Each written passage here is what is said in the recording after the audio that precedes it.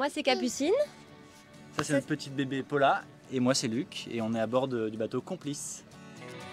Vous souvenez-vous de Luc? Notre ancien collègue de TVBA vient de mettre les voiles pour un tour de l'Atlantique en famille. Au programme, 20 000 km depuis le port de La Rochelle, en passant par le bassin d'Arcachon, le Portugal, les Canaries, le Cap-Vert et les Antilles. Donc on est parti pour faire un tour de l'Atlantique en bateau, pour rendre visibles les maladies rares et invisibles. Et pour justement parler de cette malformation dont je suis atteint, l'extrophie vésicale. C'est une malformation qui touche une partie intime du corps. En fait, moi je suis né avec l'appareil génital, la vessie et l'urètre ouverts sur le ventre. Donc j'ai eu beaucoup d'opérations pour reconstruire ça. Et comme ça touche une partie intime du corps, c'est une maladie qui est difficile à assumer. Et l'idée de ces projets-là aussi, c'est d'encourager les gens qui ont la même chose que moi, ou même des maladies rares en général, de s'assumer et d'en parler. Moi, ça m'a mis 30 ans, j'ai mis 30 ans avant d'en parler. Et aujourd'hui, j'ai envie d'en parler assez facilement pour encourager les autres à le faire. Et durant le voyage, l'idée, c'est d'aller rencontrer des personnes qui ont cette maladie-là, ou d'autres, rares, et de raconter leur histoire au travers de photos ou de vidéos. Bienvenue à bord. Donc voilà, ça c'est le carré, donc c'est l'espace de vie du bateau. Alors là j'essaye une nouvelle recette dans la cocotte, enfin dans le fait-tout.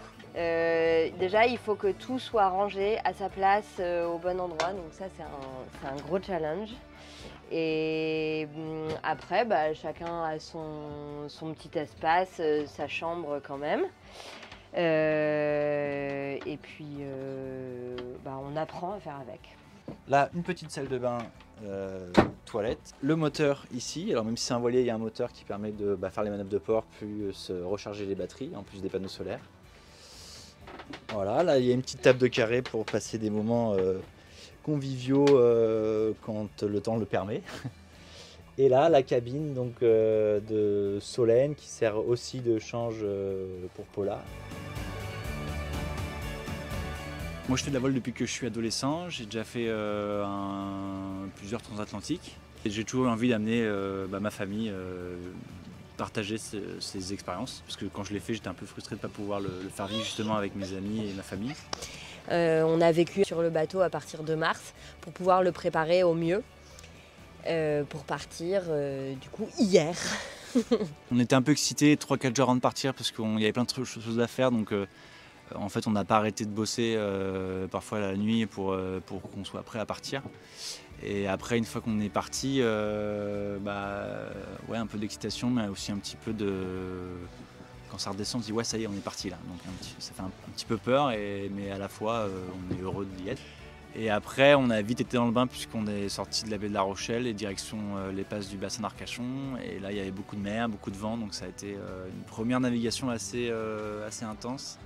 Avec le passage des passes du bassin fidèle à sa réputation, surtout par vent d'ouest, c'était assez chaud avec deux grosses vagues, donc une qui a déferlé dans le cockpit.